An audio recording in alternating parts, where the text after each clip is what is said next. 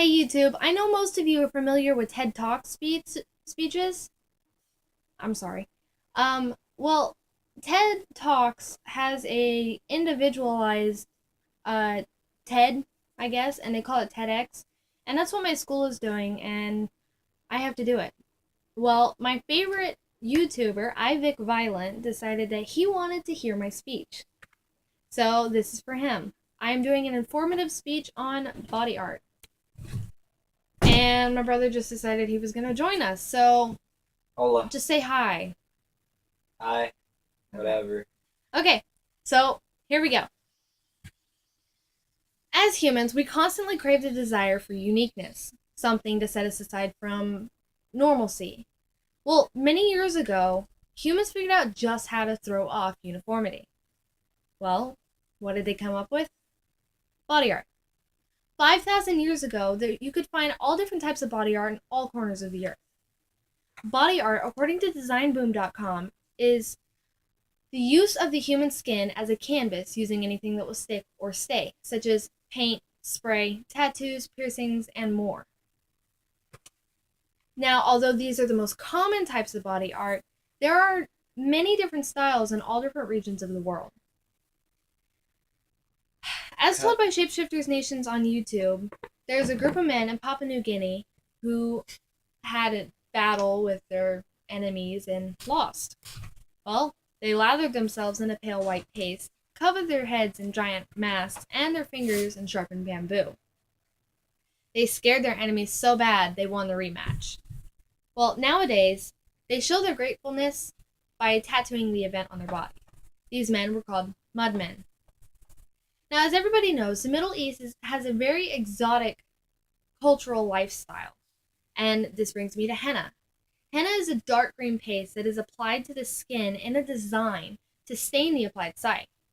This usually lasts for 2 to 3 weeks, depending on how often you wash your hands.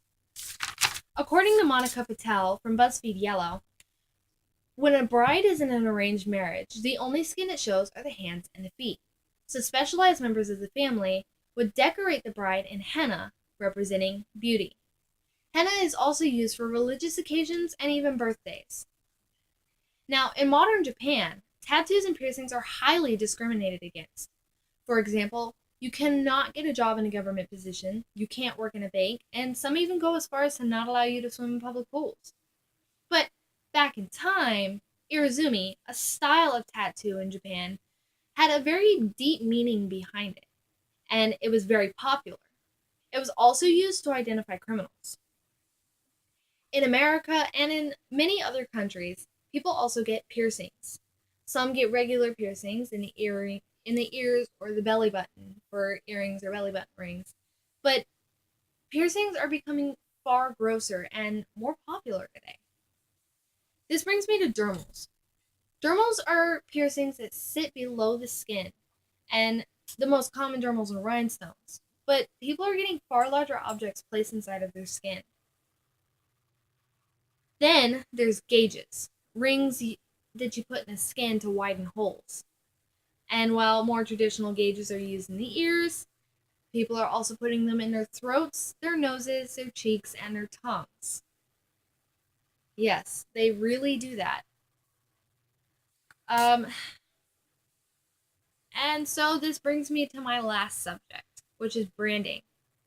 Branding is usually used in farming, on horses, cattle, swine, or sheep, but it's also today becoming popular in humans. Now, there's not too many reasons as to why people do it, but it's usually up to the brandee. There's two different ways of branding in terms of animals: freeze branding and hot branding. You can probably guess the differences. Hot branding darkens the skin, freeze branding lightens it. Now, branders have to twist the wire or have to have a wire forged, and then they apply it to the animal. Simple as that. But you can probably guess that people don't like to burn, so they choose freeze branding. And, well, it's pretty much that. So, just remember, all body modifications are mostly permanent. So, don't make fun and pick wisely.